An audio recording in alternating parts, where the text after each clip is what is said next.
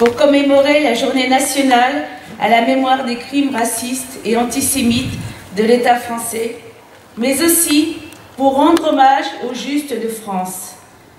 Cette stèle rappelle que les 15 et 16 juillet 1942, 200 Juifs de Touraine, hommes, femmes et enfants, furent internés dans ce lieu par la police nazie avec la collaboration des autorités françaises de l'époque avant leur déportation et leur extermination à Auschwitz-Birkenau.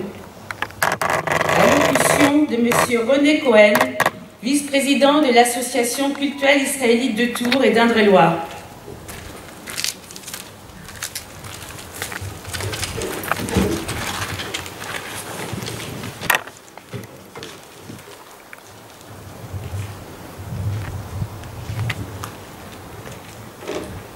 Monsieur le préfet, mesdames et messieurs les parlementaires, monsieur le vice-président représentant le président du conseil départemental, madame l'adjointe au maire, représentant le maire de Tours, mesdames et messieurs les élus communaux et départementaux, mesdames et messieurs les présidents d'associations, monseigneur Jordi, archevêque de Tours, monsieur le rabbin Isaac Toiti, mesdames, messieurs, mes chers amis, tout d'abord, je voudrais excuser le président de l'association culturelle israélite de Tours, notre ami Paul Lévy, qui n'a pu se joindre à nous ce matin.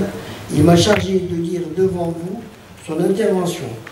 Ce dimanche 18 juillet est particulièrement car cette année, il tombe le jour du jeûne du 9 Av, ou Tisha B'Av, dans le calendrier hébraïque. Pour les Juifs du monde entier, il s'agit d'une journée de deuil qui rappelle les pires catastrophes et drames traversés par le peuple juif, parmi lesquels le 9 Av en 586 avant notre ère, le premier temple construit par le roi Salomon fut détruit par les Babyloniens. Le 9 Av en 70 de l'ère actuelle, le second temple construit par Hérodote le Grand fut à son tour détruit par l'armée romaine de Titus. Plus proche de nous, le 9 Av marquait le début des expulsions des Juifs d'Espagne, 1492. La semaine qui précède le 9 Av est toujours considérée comme une semaine de deuil. Il y a 79 ans, cette semaine débutait le 16 juillet 1942, le 2 Av du calendrier hébraïque. Ce même jour était entreprise à Paris la grande rafle des Juifs, décidée par l'occupant nazi et organisée par la police française de Vichy. 13 152 personnes, hommes, femmes et enfants, invalides ou mourants, attendront pendant 4 jours dans le vélodrome d'hiver, le temple des Jeux sportifs, 4 jours d'abandon, sans eau, sans nourriture, sans aucune condition d'hygiène, en pleine canicule, avant de rejoindre des camps de transit d'où ils partiront pour un voyage sans retour. Ici même, dans ce lieu où nous nous trouvons ce matin, qui fut autrefois une école, 236 Juifs de Tours furent internés, puis transférés au camp de Mont avant de connaître leur funeste destination. La France de Pétain et de Laval collabora avec le régime nazi pour arrêter et déporter plus de 76 000 hommes, femmes et enfants vers les camps de la mort sous un seul et unique chef d'accusation, être né juif. Dans nos prières revient régulièrement le mot Zachor, qui en hébreu signifie souviens-toi, car la Torah nous ordonne de nous souvenir de nos pères et de nos frères disparus. Nous avons l'obligation de témoigner obstinément pour ceux dont il ne reste que le nom et les cendres. Nous avons l'obligation d'honorer sans ceux sans qui l'amitié aurait perdu tout honneur, les justes des nations. Les derniers rescapés de la Shoah disparaissent les uns après les autres. Un à un s'éteignent les grands témoins de cette tragédie.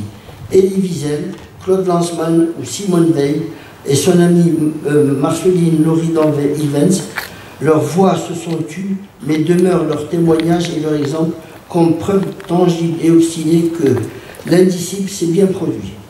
Ce matin, il nous appartient de nous souvenir de tous ces héros qui ont fait l'honneur à la fois au judaïsme et à la France. Ils sont nombreux, mais je n'en citerai que quelques-uns. Marc Bloch, historien français, cofondateur des Annales, ancien combattant de la Première Guerre mondiale, résistant, arrêté, torturé puis exécuté par la Gestapo le 16 juin 1944. Jean Zay, ancien ministre de l'Éducation nationale, assassiné par la milice le 20 juin 1944.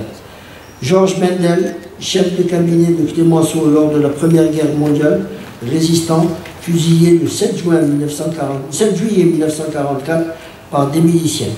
Comme une grande majorité des Juifs français, tous trois refusaient de croire que la patrie des droits de l'homme, pour lesquels ils avaient payé le prix du sang en 14-18, les abandonnerait à la haine antisémite. Qui aurait pu croire que la France de Voltaire raflerait des Juifs, femmes, enfants, vieillards, invalides, pour les enfermer sans eau, sans nourriture ni soins, en pleine canicule dans le vélodrome d'hiver, avant de les conduire dans des fourgons à bestiaux vers des chambres à gaz, des camps de la mort.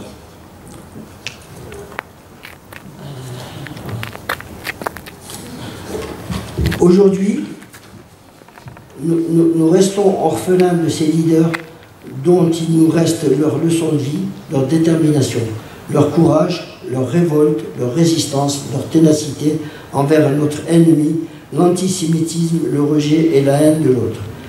Cette même détermination des non-juifs l'ont porté durant la guerre, ces lumières dans l'obscurité qui furent les justes des nations. Pétris de ces mêmes valeurs d'humanisme, de tolérance et de fraternité, ils s'opposèrent au régime de Vichy.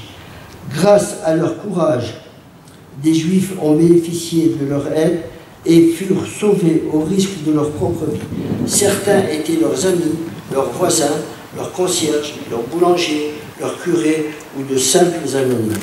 C'est juste estimer avec beaucoup d'humilité que leur acte n'avait rien d'héroïque, qui était naturel de se porter au secours des humains. Sans le savoir, ils appliquèrent un principe que nos sages nous apprennent dans le Talmud: qui sauve une vie, sauve l'humanité tout entière. Car il appartient à chacun d'entre nous de protéger la vie et de valoriser l'humanité. Dans quelques minutes, quelqu'un va évoquer les justes de notre département. Pour ma part, je n'en citerai qu'un seul, qui fait honneur à nos amis de la communauté portugaise de Tours. Aristide de Sousa Mendes, l'État d'Israël lui a décerné en 1966 le titre de juste parmi les nations, consul de Bordeaux. Il avait désobéi aux ordres du dictateur portugais Salazar, fervent catholique. Il fut à l'origine de l'une des plus grandes actions de sauvetage menées par une seule personne pendant la Shoah. Pour Simone Veil, la médaille des justes contribue à rétablir l'histoire de sa vérité, car elle honore ceux qui ont refusé de se plier à la fatalité, à la volonté exterminatrice de l'idéologie nazie. Le 18 janvier 2007, dans la crypte du Panthéon, à l'initiative de Simone Veil, Jacques Chirac, président de la République, donnait aux justes, reconnus ou anonymes, une place légitime auprès des grandes figures de la nation, en inscrivant dans le marbre ces paroles fortes. Bravant les risques encourus, ils ont incarné l'honneur de la France, les valeurs de la justice, de tolérance et d'humanité. Cet hommage rendu aux justes parmi les nations revêt une signification éducative importante, car les justes prouvent que même dans des situations d'intense pression physique et psychologique, la résistance est possible et que l'on peut s'opposer au mal dans un cadre collectif ou à titre individuel.